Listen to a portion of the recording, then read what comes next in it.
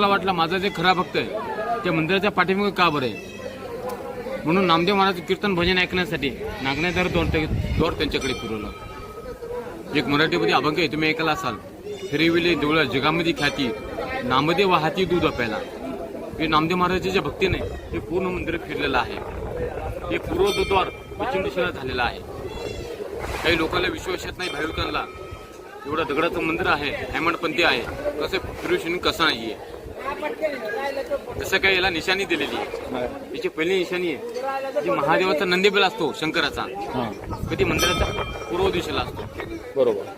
कारण आमच्या एका ठिकाणी मंदिराच्या पश्चिम दिशेला आहे. पश्चिम दिशेला महादेवाचे ते कुंड असते कधी मंदिराच्या समोर असायला पाहिजे. बरोबर.